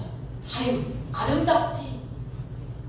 그런데 그 자유가 정치적 자유를 달라, 표현의 자유, 언론, 출판, 집회, 결사의 자유를 달라 이러면은 막 가슴이 뜨거워져요. 우리가 그 자유를 외쳤잖아. 아마 지금 나라 망치고 있는 586 문재인 정권 친일대들이 아마 그럴 거예요. 우리가 찾은 게 바로 우리가 운동해서 찾은 게 그 자유다. 그런데 경제적 자유로 가잖아요. 기업할 자유를 줘라. 주주의 자유를 줘라. 내가 거래하고 싶은 사람과 거래할 자유를 줘라. 내가 계약하고 싶은 조건에 계약할 자유를 줘라. 내가 임금을 알아서 이 근로자하고 합의해서 계약할 자유를 줘라. 이런 자유가 여러분 지금 문재인 정권에서 다 무너집니다 하면은 뭐라 그래요? 아니 그게 약자 보호 아니에요? 아니 부동산법 잘못됐잖아요. 아니 부동산만 잘못하고 있지. 그건 김현미가 잘못하는 거지. 이래요 여러분.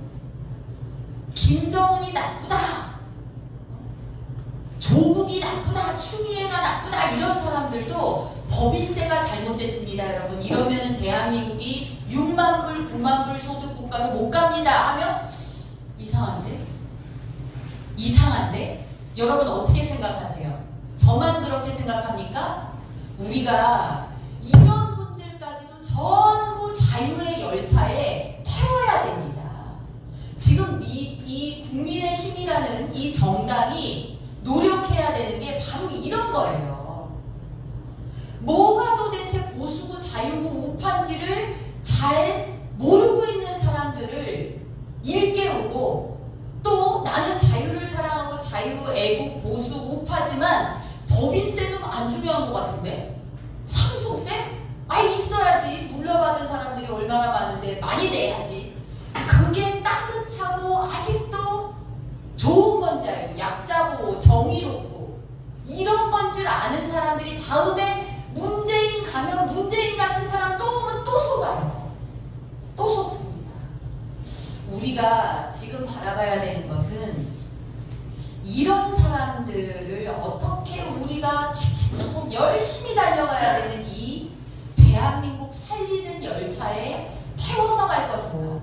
어떻게 해야 다시는 속지 않는 국민들을 우리가 정말 두텁게 강화해야 될 것인가. 저는 전희경과 자유의 힘 연구소를 만들 때 제 가슴 속에 품은 뜻이 그거였고, 우리 함께하는 사람들이 가는 그 지향으로 사는 게 이겁니다.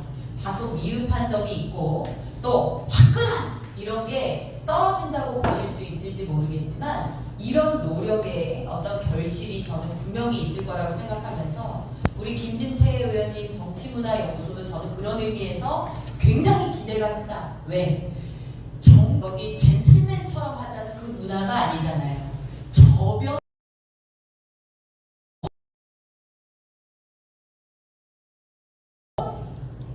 가슴 정치문화연구소라고 이름을 붙이셨을 거다라고 생각을 하면서,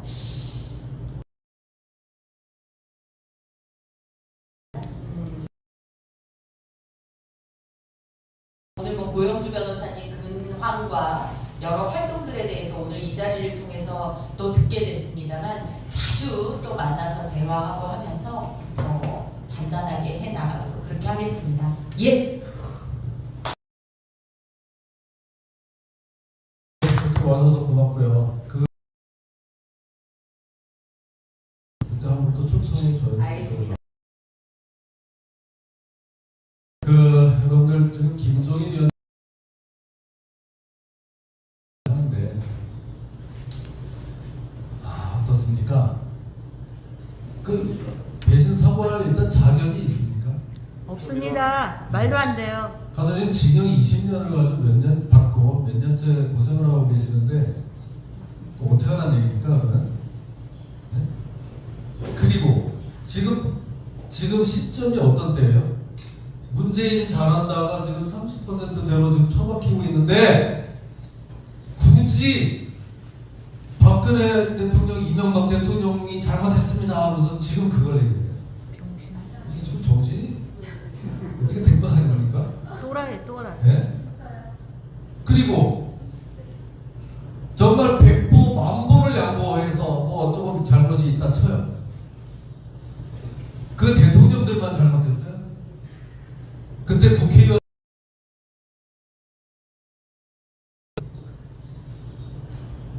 그 탄핵에 가담해가지고 그 꼴을 만든 국회의원들은 반성 안 하고 지금 감옥 가 있는 분들이 반성을 해야 되겠습니까? 그래서 정말 저처럼 이게 지금 무슨 무슨 짓을 하고 있는 거야? 이렇게 생각하는 사람들이 이 당의 주류가 되는 그런 것도 그런 날이 좀 꼭 와야 된다. 저는 이제 이렇게 생각을 하고요. 이제 우리 그 고영주 우리 선배님이 아까 하신 거기에 대한 이제 답이 되겠는데요. 지금 저도 이렇게 다니면 아주 괴롭습니다. 우리 보수 우파들은 야, 그 당 포기해라 이렇게 말하는 분들 굉장히 많습니다. 그런데도 제가 여기에 이 수모를 겪으면서 남아있는 이유는 이 조국이 이런 풍전등화의 현실이기 때문에 더욱 그렇습니다. 지금 마지막 남아있는 이 제1야당이라는 이 진지, 이거를 버리고 가서 새 집을 지어야 되겠느냐에 대한 고민을 아직까지도 하고 있는 겁니다. 그런데가 그게 잘못되면 다 같이 망하는 겁니다. 이미 뭐 거의 망했지만. 그래서 저는 아직까지 제가 뭐 이순신 장군은 아니지만 우리에게 마지막 남은 12척의 배가 있고 그 마지막 나가서 싸울 수 있는 기회가 한 번은 있다. 내년 전당대회가 될 수 있습니다. 그걸 미리 저 사람들에게 다 던져주고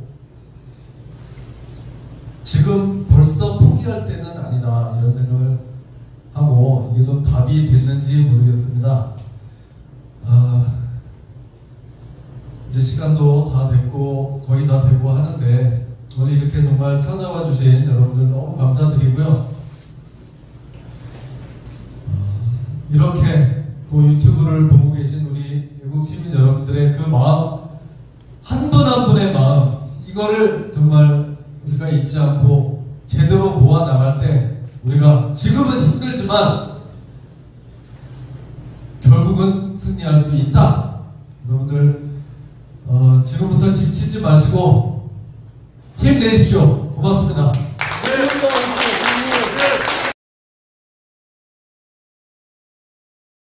질문하는 거 좀 한번 할 수 있도록 해주십시오. 네, 그럼 네. 질문해 마이크 좀 주세요. 질문요. 아이고. 질문은 짧게. 네, 수고하십니다. 저 영우 방송입니다. 김집회 의원 옛날부터 많이 참 존경하고 정말로 상징이라고 그랬는데 지금 오늘 이렇게 말씀을 듣고 보니까 좀 문제가 좀 질문하고자 하는 거는요. 지금 다음에 기회가 있다고 하셨는데 지금 원래 부정선거가 있다고 생각 안 하십니까? 하는 거 하고요. 부정선거가 정말로 될 만한 사람들, 투사들을 다 빼버렸어요, 이번에. 그리고 적당히 야당하고 같이 호흡을 맞출 수 있는 사람들로만 하고 나머지는 다 떨어뜨렸어요. 그리고 그게 부정선거라 해가지고 63대 36이라는 일률적인 태주로 서울, 경기, 인천 전부 거의 다, 그 다음에 지방에도 전부 다 경상도만 빼고 다. 그래서 그 사람들 이미 미리 180석 예고한 거 그냥 다 됐지 않습니까? 똑같이 우리나라 판박이었습니다. 지금 트럼프가 지금 이기고 있거든요. 그런데 우리나라는 지금 다음에 만약에 이대로 가면요, 내년에 서울시장 부산시장도 공천해도 어차피 찍는 거는 우리 자유의힘당 다 찍어줘도 아마 저건 안 될 겁니다. 그 현실이. 잠깐만, 저도 이제. 그럼 또 지금 이제 2020년 4.15 총선 이후에 기득권 정치인들이 부정선거 지금 중화권과 아메리카권에서 인구 30억이 되는 사람들이 부정선거 모든 언론 매체에서 말하고 있고 한국에서는 말하지 않고 있고 그렇습니다. 지금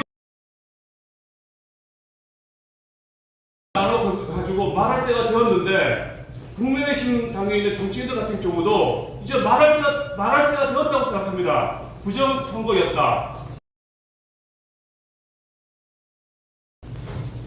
말씀드리겠습니다. 적극적으로 나서지 못한 이유는 잘 들으십시오.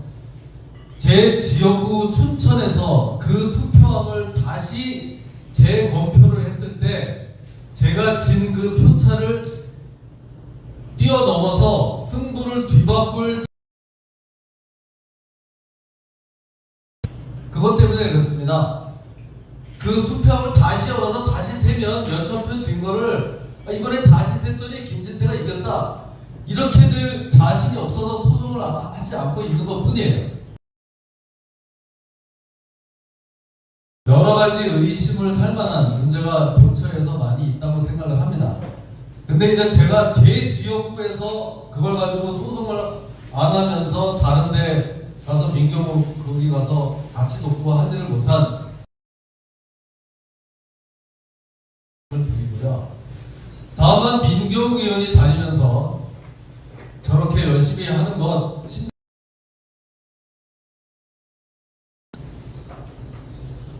그런데 그거를 지금 오히려 그 고생하는 사람을 갖다가 쓸데없는 짓 한다고 당해서 자른다? 이거는 아주 잘못된 자해 행위라고 생각을 합니다. 이 정도 말씀드리겠습니다.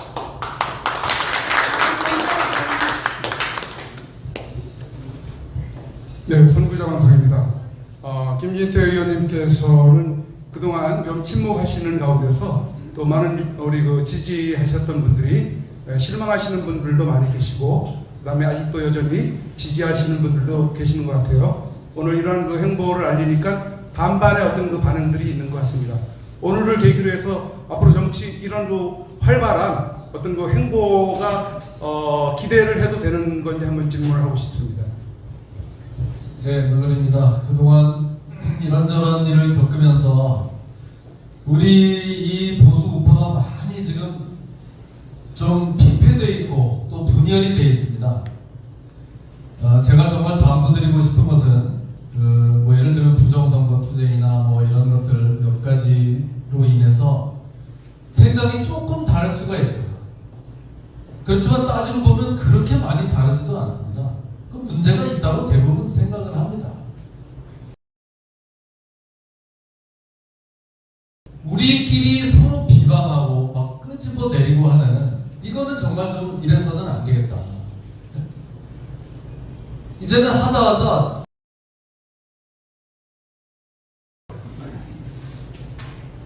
뭐 가다가 여러분들 그 속에 좀 성에 차지 못한 점은 뭐 있을 수 있었겠지만 저는 그래도 왔다 갔다 하지는 않았어요. 네? 단 한 번도 왔다 갔다 하지는 않았어요. 그 자리에서 그냥 그렇게 있습니다. 좀 애가 좀 모자라고 덜 떨어져서 좀 제대로 못 싸우고 빠릿빠릿하지 못한 거 뭐 있을 수 있다고 봅니다. 그렇지만 왔다 갔다 하진 않았다. 한 군데 있는 사람 조금만 더 지켜보시고요. 전에도 그랬지만 좀 더 목소리 내겠습니다. 기대해 주십시오. 하겠습니다. 네, 봉준호 방송입니다. 자, 국민의힘당은 민경욱, 김진태, son희경, 김소영, 강경 보수라고 내분이 지지율 향상에 도움이 안 된다고 생각하는 것 같습니다. 그래서 국민의힘당은 당협위원장을 교체하기로 결정한 것 같습니다. 자, 그러면은 핵심은 네 분의 행동입니다.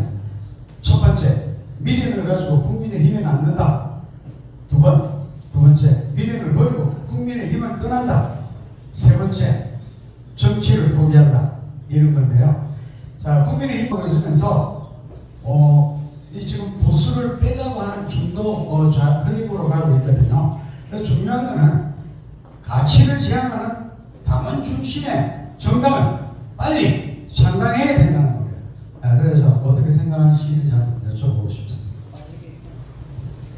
네, 제가 아까 좀 이제 말씀 어느 정도 드렸는데 우리 우파가 크게 둘로 지금 나뉘어져 있어요. 그 국민의힘 당을 쇄신해서 가야 된다는 분들하고 또 야 그래가지고 안 된다. 그냥 아예 이참에 새 집을 차리는 게 훨씬 나뉘어져 있는데 저는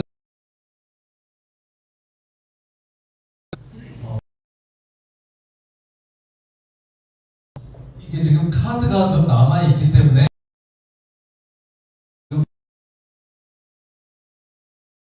우리 그 당에서도 꼭 잘라야 된다고 지금 말하는 상황은 아니에요.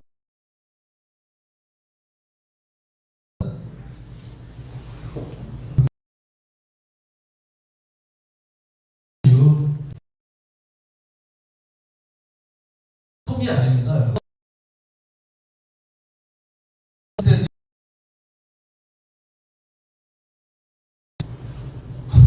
또 그냥 이런 바보처럼 내년 또 그러니까 작년인가요? 황교안한테 또 뭐야 전당대회 졌는데 거기서 뭘 하냐? 황세모가 됐는데 거기서 뭐 하겠냐 나와라 하는데 거기서 또 여러분 이제 우리에게 주어진 시간이 많지 않습니다.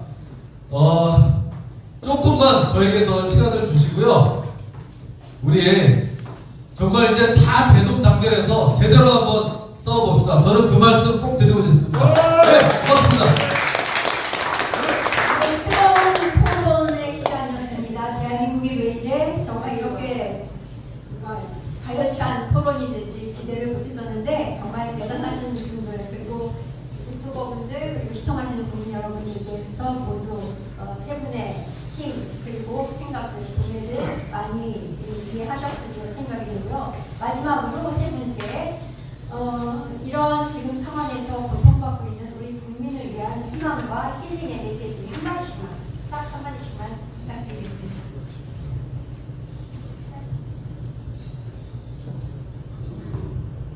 여태까지 드린 말씀과 마찬가지 얘기지만 지금 현 상황이 체제 전쟁인 것을 모르는 사람들이 많습니다. 지금 자유민주주의 체제하고 이민민주주의 체제하고 체제 전쟁을 하고 있는 중입니다. 그런데 문제는 국힘당에 이것이 지금 현 상황이 체제 전쟁이라는 것을 아는 사람이 드뭅니다. 여기 계신 분은 알겠지만 그 국힘당의 주류 세력이 지금 이게 체제 전쟁이라는 걸 모릅니다. 아까 우리 전인기 의원님이 그 자유를 찾던 사람도 법인세 문제에 대해서는 다른 생각을 가지고 있다 그러셨죠. 법인세를 올리는 게 좋으냐 내리는 게 좋으냐 이게 문제가 아닙니다. 이거는 자유민주 체제에서 어떤 것이 더 국가 발전을 위해서 도움이 되느냐 법인세 올릴 수도 있고 내릴 수도 있습니다. 그렇지만 그 기업이 유지를 할 수 없을 정도로 이를테면은 그 기업이 상속이 안 되게 한다든지 또 지금 부동산 같은 거를 이를테면 보유세 올리고 양도세 올리고 취득세 올리고 뭐 해서 꼼짝 못하게 해가지고 한 10년쯤 세금 내면은 부동산을 그러니까 지금 경제정책이 법인세를 올리느냐 내리느냐 이런 문제는 체제 내에서 아주 작은 부분이고 지금 우리가 닥치고 있는 현실은 자유민주 체제나 인민민주 체제나 이겁니다. 그런데 문제는 국힘당이 지금 이게 체제 전쟁이라는 걸 인식을 못합니다. 그러니까 자유민주 체제를 주장하던 사람들을 전부 강경 세력이라고 해가지고 극우라고 해가지고 쫓아내려고 하는 그게 지금 문제입니다. 그래서 도저히 이런 국힘당한테는 애국민들이 마음을 줄 수가 없다. 그래서 지금 저희가 새로운 당을 창당을 하려고 하는 겁니다. 제가 언제 정치를 할 생각을 해봤습니까? 저는 지금도 공직 나갈 생각은 전혀 없는데 정당을 차리면 이것도 정치라고 그러더라고요. 그럼 할 수 없이 지금 정치를 하게 됐는데 제가 오죽하면 이 짓을 하겠습니까? 국힘당이 조금이라도 우리 기대를 받아줄 수 있으면은 제가 뭐더러 지금 늙어막 이런 짓을 하겠습니까? 국힘당이 전혀 지금 이 체제 전쟁의 실체를 모르고 있기 때문에 저라도 나서야 되겠다 해서 나섰다라는 것을 말씀드립니다. 감사합니다.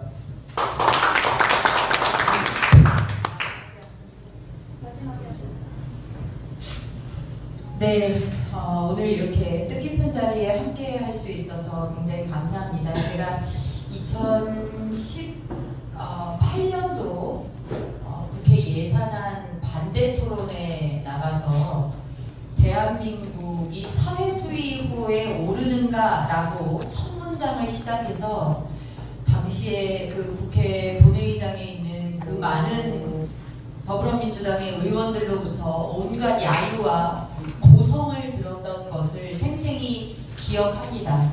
2018년도에 제 의정활동의 화두가 체제전쟁이라는 화두로 연속 토론회를 진행을 할 만큼 우리가 참 여기 이 자리에 계신 분들 뭐 이 앞에서 이렇게 열띠게 또 이것을 그 딜리버리 해주시는 우리 유튜버 또 언론인 여러분들 다 우리 공감하는 그런 바일 거다 이런 생각이 듭니다.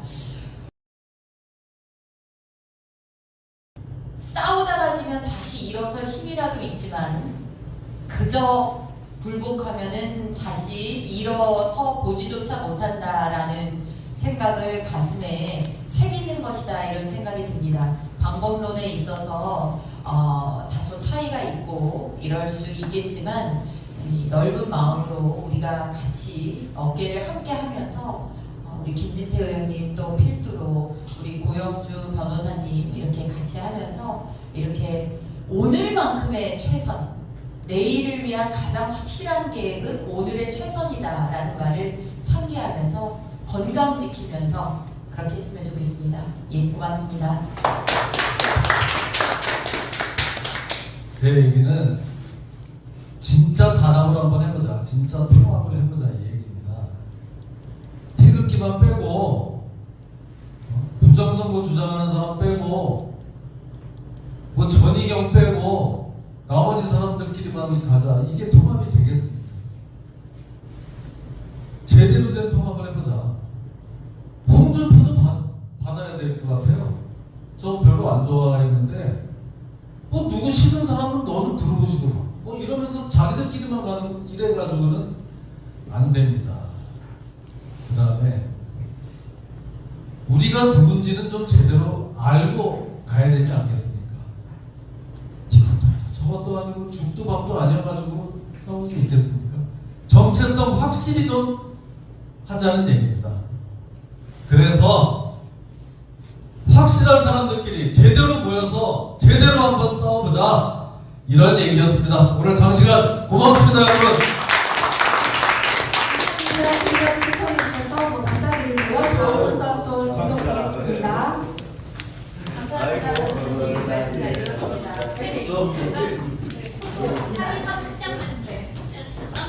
자, 이제 끝난 게 아니고요.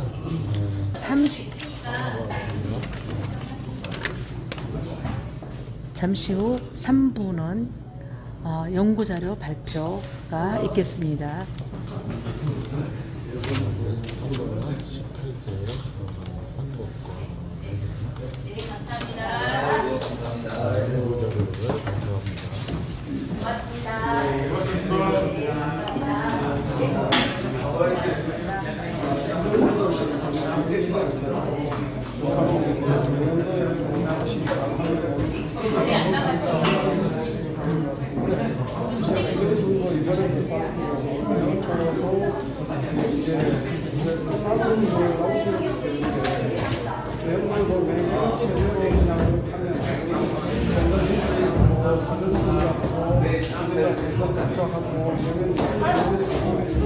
어차피 국민들은 다이 사람들 찍어주고 나서는 사람을 찍어주고 그거하고 관계없이 그냥 대장으로 추미애가 소시하고 소시랑 무슨 앞에 그런데 왜 지금 몰라요?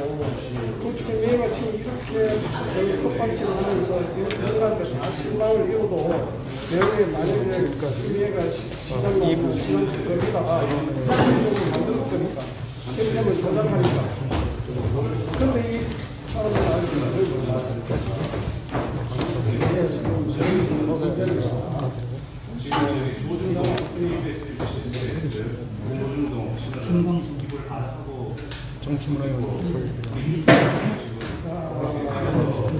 근데 여기는 수고하셨습니다.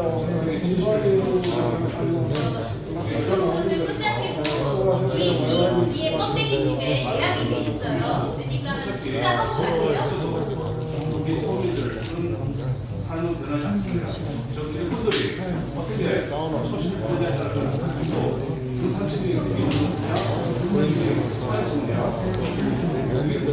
정말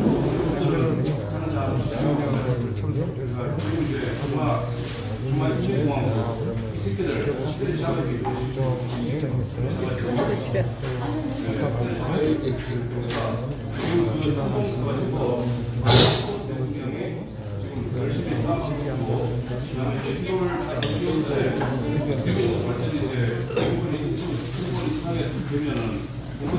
의원님 앞으로 나오세요.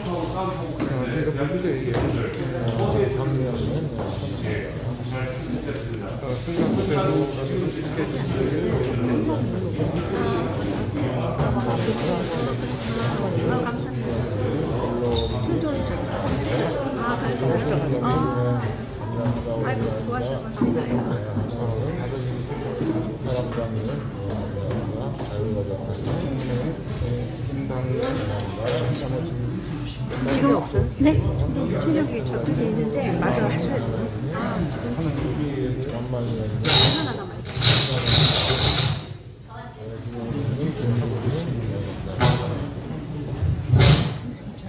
아, 30호선은 괜찮아요. 이게 좀 오래 가요. 아니요, 3부 순서 진행하도록 하겠습니다. 자, 3부 순서는 젊은 청년들이 나와서 연구 발표를 할 겁니다. 김진태 의원님께서 지원해서 연구 과제를 주어갖고 발표를 하기로 했는데요. 자, 젊은 사람들을 키우는 일, 우리의 가장 중요한 일 중에 하나입니다. 네, 자, 지금부터 3부 연구자료 보고회를 하도록 하겠습니다. 우리 정치문화연구소 연구원, 젊은 연구원들이 이 여러 가지를 했는데, 첫 번째는 이제 18세 선거권에 관련된 것, 그다음 두 번째는 KBS 시청자위원회 관련된 연구를 좀 했습니다. 그래서 오늘 발표를 좀 할 건데 한 10분 정도, 한 사람당 10분 정도부터 나갈 겁니다. 네, 그러면은 김광수 연구원님 좀 보시도록 하겠습니다.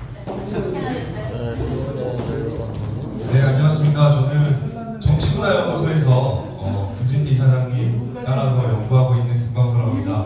아직 이사장님께 보고가 들어가는지 모르겠는데 먼저 이렇게 발표를 맡겨주셔서 감사합니다. 저는 18세 이상으로 선거권이 확대된 것에 관하여 연구했고 그에 대해서 개요를 짧게 말씀드리겠습니다. 대한민국은 민주공화국입니다. 따라서 대한민국의 국가 지도자는 선거를 통해서 선출합니다. 그러므로 대한민국에서 선거 제도는 국가의 가장 중요한 제도 중에 하나가 됩니다. 이러한 선거 제도가 2020년 1월 14일 개정되었고 21대 총선에서 처음으로 개정된 법안으로 선거가 치러졌습니다. 지난 4.15 총선에 여러 가지 많은 문제들이 있었습니다. 선거 개정의 과정에서도 문제가 있었는데요. 300명의 국회의원이 존재하는 국회에서 167명만이 참석해서 156명이 찬성한 공직선거법 개정안이 과연 민주주의의 기초를 이루는 선거 제도로서 충분히 논의되고 합의된 법안인지에 대한 문제가 있습니다. 저희 새롭게 시작하는 정치문화연구소에서는 또 한 가지 문제를 지적하고 있습니다. 그것이 바로 선거권 확대에 대한 문제입니다. 선거권이 확대되었는데요. 이로 인해서 기존에 19세 이상의 모든 국민에게 부여되던 선거권이 18세로 확대되었습니다.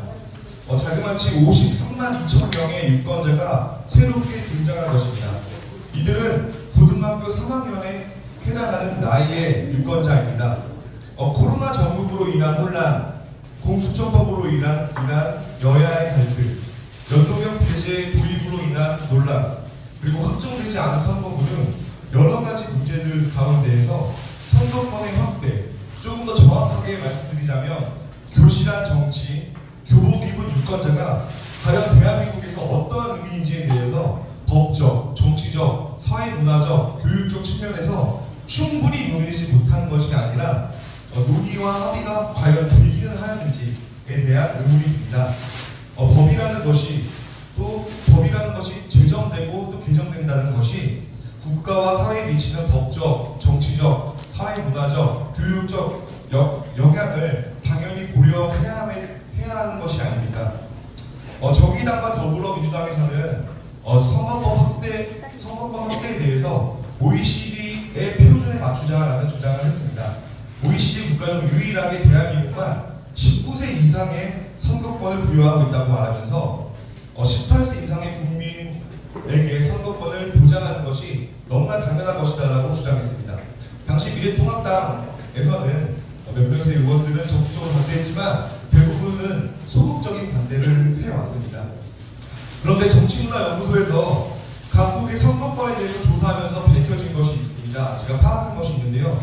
미국, 캐나다, 영국, 독일, 프랑스, 이탈리아, 러시아, 중국, 일본, 그리고 우리 대한민국 중 우리나라 학제로 고등학생이면서 선거권을 가진 나라는 없었습니다. 당연히 법적으로 성년이 아닌 청소년에게 선거권을 부여한 국가도 없었습니다. 충분히 논의되고 합의 후에 다뤄졌어야 될 공직선거법입니다. 그러나 이미 개정된 선거권의 확대로 문제가 생겼고 앞으로 생길 문제도 너무나 자명하게 보입니다. 이에 정치문화연구소에서 선거권 확대로 인한 문제를 해결하고 앞으로 야기될 문제를 예방하기 위해서 법적, 정치적, 사회문화적, 교육적 측면에서 대안을 제시하도록 하겠습니다.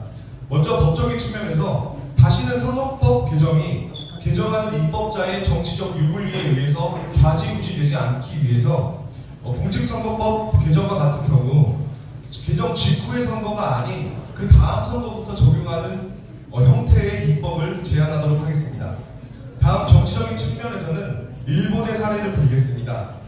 일본은 2018년 선거권을 18세 이상으로 확대하면서 2022년부터 국가가 인정하는 법적인 성인의 연령도 18세로 인하하는 그러한 법을 함께 개정했습니다. 대한민국도 OECD 주요 국가의 선거 연령을 따라서만 개정하는 것이 아니라 OECD 주요 국가들처럼 선거 연령과 성인 연령 그리고 학제 개편을 같이 변화시키는 것이 중요한 것이라고 판단하고 있습니다. 이에 선거 연령, 성인 연령, 학제의 통합된 일정한 방향성을 제안하겠습니다. 그리고 사회문화적인 측면에서 청소년들이 사회문화적, 정치적인 측면에서 관심을 가져야만 하는 시기가 있다는 것은 분명히 동의가 되고 인정합니다. 일제강점기 시대에 이관순 열세가 그랬고 전시에는 동원되는 학도병이 있습니다. 그리고 3.15 부정선거에 항거한 학생들이 있습니다. 그러나 이러한 현상을 바람직하다고 여기는 사회문화적 합의는 바뀌어야 된다고 생각합니다.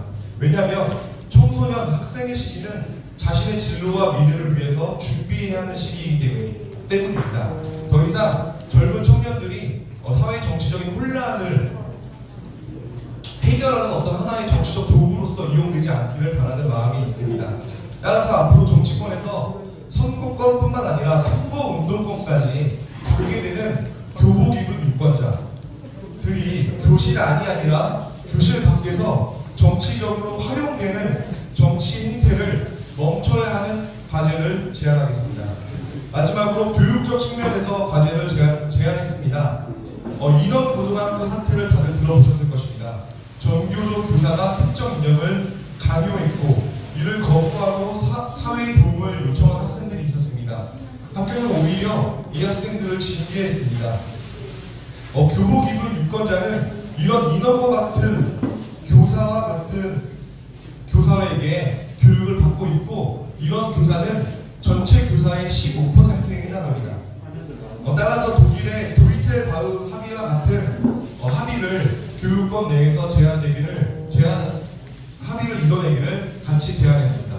추후 자세한 내용은 저희 정치문화연구소에 게재할 테니 많은 관심 부탁드리겠습니다. 감사합니다.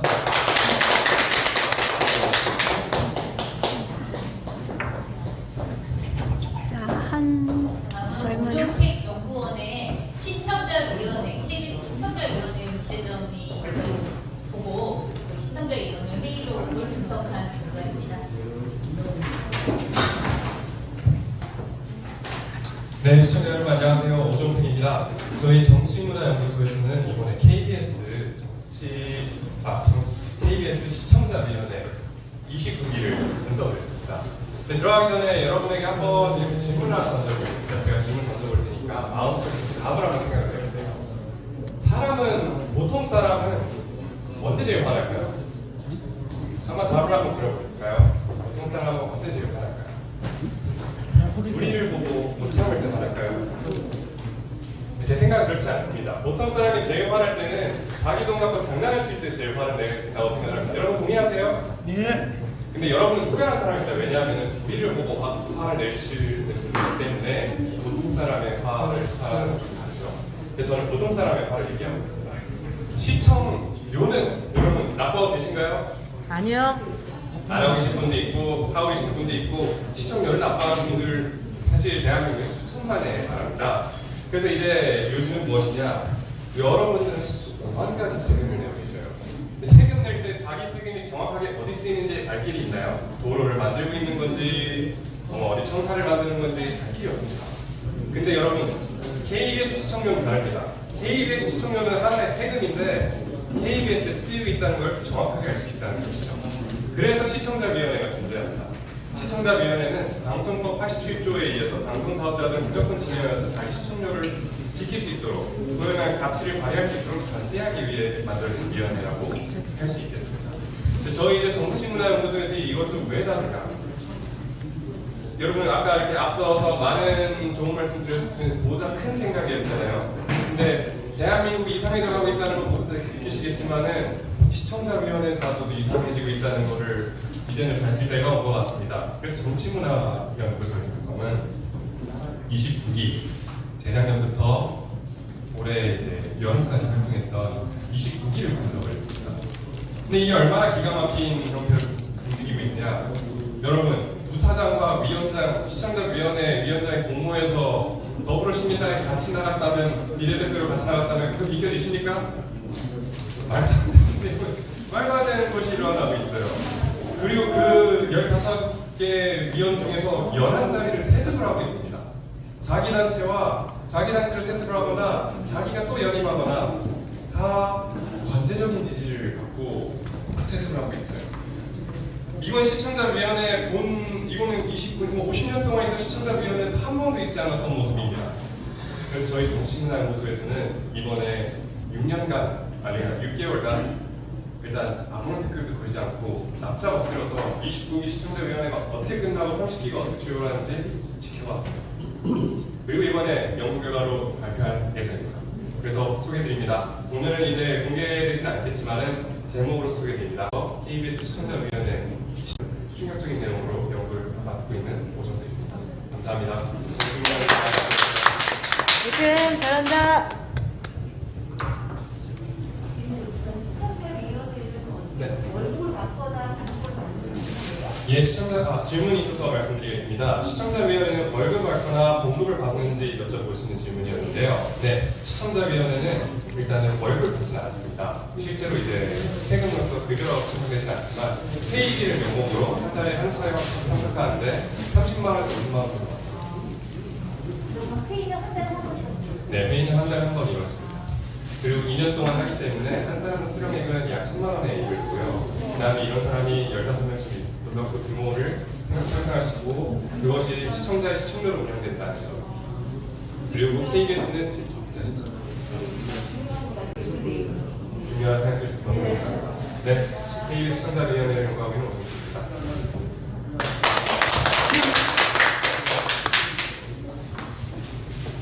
지금까지 행사가 거의 이제 마무리되고 있습니다. 네.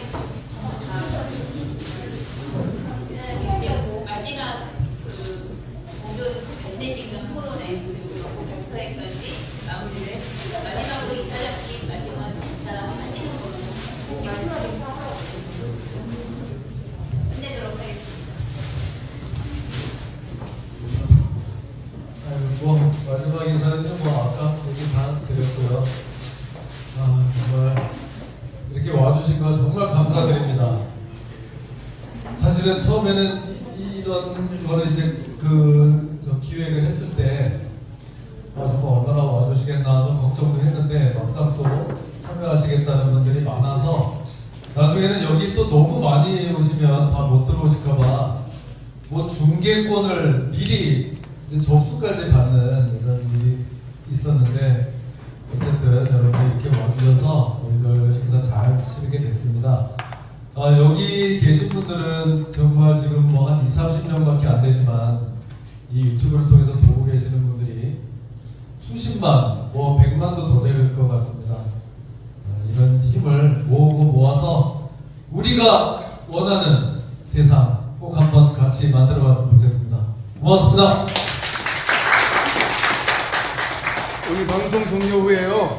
의원님, 방송 종료 후에요. 여기 유튜버들하고 기념사진 한 번만 더 찍어줘요. 네, 각자 방송 마무리해 주시기 바랍니다. 수고하셨습니다. 종료하겠습니다. 오랜만에 지금까지 김진태 방송을 의원님께서 마치겠습니다.